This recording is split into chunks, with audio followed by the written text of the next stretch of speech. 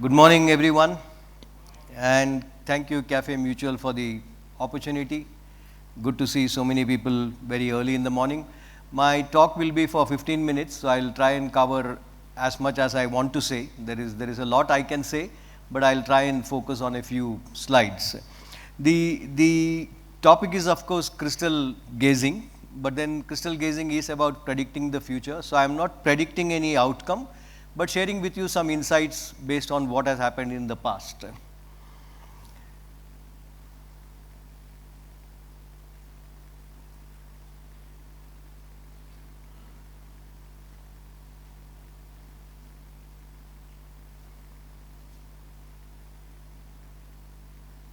So this is a slide of the long-term GDP growth. If you actually keenly look at it, this is a slide from 1980. So we have a 43 years of track record. And if you see across governments, there have been multiple governments, there have been single party governments, there have been coalition governments, there have been governments which have been there for a very short period. But India's GDP growth has accelerated at around 6.1% on a real basis. You add around 5% inflation, probably the nominal GDP growth would have been roughly around 11%. And this is across time periods. So we have had inflation, high oil prices, war, assassinations, local issues, global issues, but India could still grow at around that 6.5%, and that looks likely to continue in the coming future. And if you look at the bottom boxes, you can actually see the BSE 30 returns. These are INR returns, again at different time periods under different government, and you can see roughly it has been pretty good, barring events like say 98, 99, where the government was for a very short period and we had not yet come out of the Asian crisis. That was the reason you had a negative returns. Otherwise, you can see it has been roughly in the double digits, anything ranging from 13% to 23%, depending on what was happening at that event. So that's something you have to keep in mind. It doesn't matter who is there in the government. It doesn't matter whether we have a strong single party government or we have a coalition government. There is a base consumption happening in India, and Indian entrepreneurs are very smart in ensuring that the profit growth continues, and that is what will drive the equity markets going forward. Even if you break up the period and look at it, let's say at different timelines from 99 to 2004, 2004 to 2014, and 2014 to 2024, every government has done something or the other in terms of reforms. Whether it is starting from, say, the 99 to 2004, the first highways were built, quadrilateral highway is what it was called, to Narega in 2004 to 2014, to financial inclusion and direct benefit being given out during 2014 to 2024. And all these reforms, you look at Aadhaar, telecom reforms, RERA Act, they all had an impact. But taking advantage of these policies are the entrepreneurs, and they have done an excellent job during different time periods to understand what will drive the profitability, what will drive the margins, what will drive the demand, and that is where our focus should be at all points in time, because as I said, every government has done significant contribution to our growth, and therefore I will always look at history and say that even in future we can assume that we will get governments who will continue to do reforms, and therefore you will see the earnings growth coming through, and that should result in stock market returns. Nominal GDP growth eventually has to be reflected in Sensex returns or stock market returns. As you can see over here, the orange line is the Sensex returns, the blue line is the nominal GDP growth. And this is the beauty of India, which I will show you in the next couple of slides, that in India the nominal GDP growth is reflected in stock market returns, which is not the case in some of the other countries. Now, there are a lot of questions as to what will happen in elections and what should I do. I always say that look at a longer time period. Now, if you break up the different elections and you take different time periods, on the extreme right is the average of all the last 5 elections. If you look at it on a 1 month after election, it has probably grown at around 3.5% CAGR returns, cumulative. And then if you were to look 3 months before the elections to 9 months after the elections, the average has been 32% return. Very good returns. You look at 3 years after the elections, Sensex TRI has averaged at around 50.33%. So that's something which you have to remember. Rather than focusing on what's the outcome of this election over the next few months, focus more on longer term definitely focus on the 3-year numbers, which is very impressive. Right from 2004, 2009, 2014, 2019, you can see that the 3-year returns has been very good, and that gives you the average of around that 15% kind of return if you have invested in Sensex. But if you are a stock picker or you have invested in small cap and mid cap, those numbers could be different. Therefore, instead of focusing on the outcome of the elections, just ensure that your strategy is to stay invested and choose the right kind of funds or the right kind of stocks. The underlying assumption at all points in time is the EPS growth, and there, if you look at the future, it looks like the EPS growth will continue to be very robust. We had a tough time between 2014 to 2019 for various reasons, including domestic, global, etc., where the earnings growth did not come through. There were some excesses in the banking system that needed to be cleared up. There were some policy changes which happened in India that impacted earnings. But over the long run, India is right now very well poised to have a significant upswing in the EPS.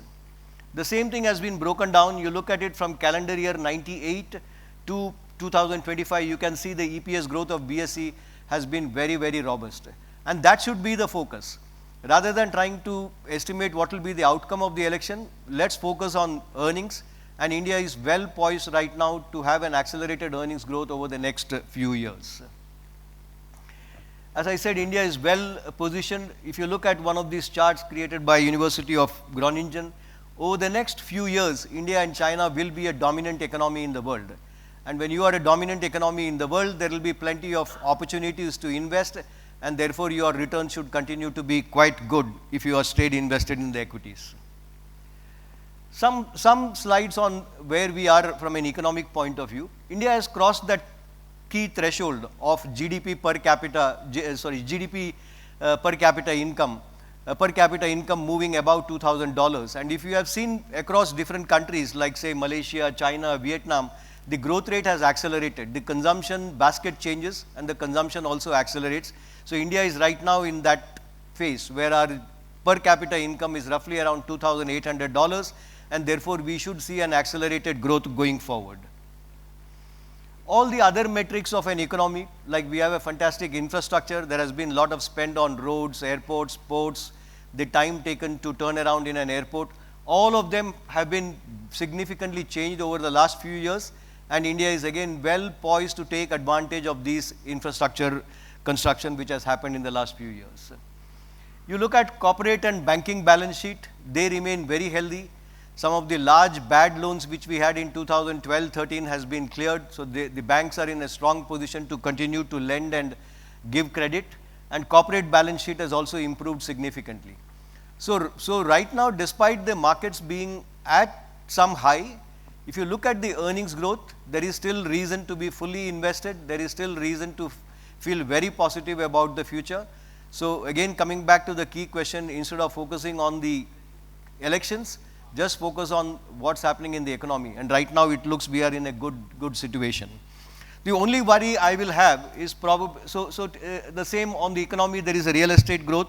Residential real estate is at an all-time high, the affordability is quite good, and this should result in accelerated consumption. Because once you buy the house, you will buy a TV, you will buy a sofa set, you will buy a whole lot of things, and that should drive consumption going forward. The only worry on the economy continues to be job creation, and that's the key risk, right? It's not oil prices, it's not inflation, it's not the interest rates, it is job creation is what we require.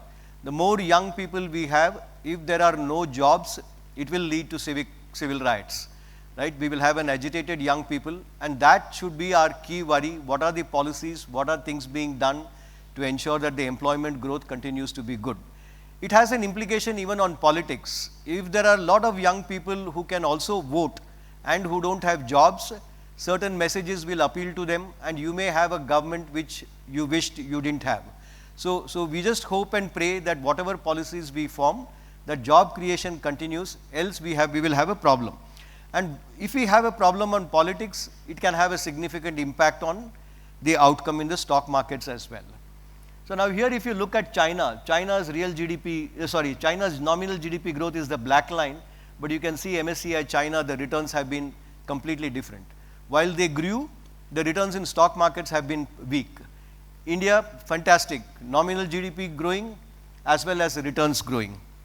I took some example from the BRIC. If you all remember, Brazil, India, Russia, China were all termed as emerging countries.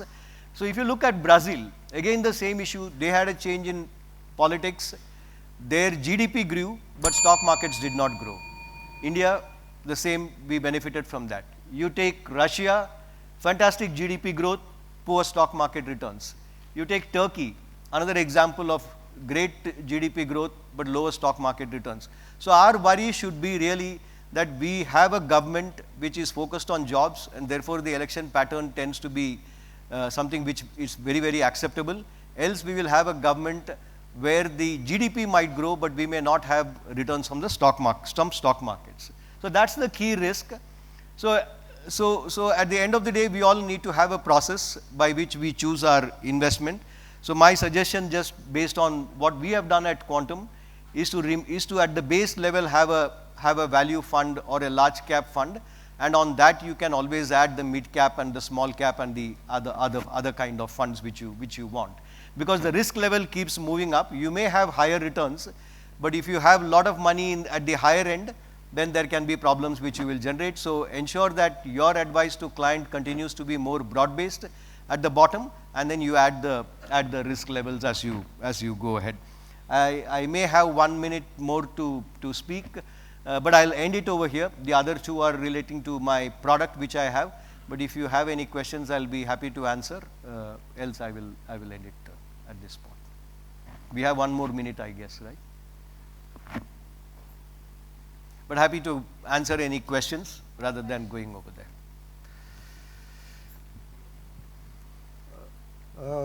Subbu, at this point of time, the general expectation is that this government will continue. Now, given the fact that the markets have already factored in that particular assumption, outcome, what do you think will be the immediate impact? Because this has already been factored in, and the markets are running at an all-time high. Yes. They're ruling near their highs. Correct. So at this point of time, what is your recommendation to advisors? One, on whether to invest lump sum or whether to invest in SIPs. And number two, what kind of sectors or what kind of, should they be invested in mid-cap, large cap, multi-cap, whatever? Right. So I'll start with the end where right now we see some froth in the small caps. Essentially the froth is, apart from valuation, it is the liquidity. So much of money has gone into that. If you were to redeem from a small cap, a large amount of money, that will have an impact on liquidity and your ability to sell and raise that. That's the risk I see. The mid cap and large cap, while valuations have definitely gone up, but also remember that right now the EPS growth looks that it will surprise us on the upside. There could be a strong momentum in the EPS growth as well. So mid cap and large cap, I'm still okay in holding. Maybe some profit booking one can do in certain stocks, but otherwise I would say that stay invested. Both from people who have the ability to invest large sums and people who want to invest in SIP, both the trends I think I would accept. When we talk to some clients who want to invest large amounts, we tell them give us 50% right now of what you want to invest. The balance 50% we may have an opportunity if the market corrects. So that would be our key advice. Don't want to hazard a guess on the elections. It's really too many imponderables.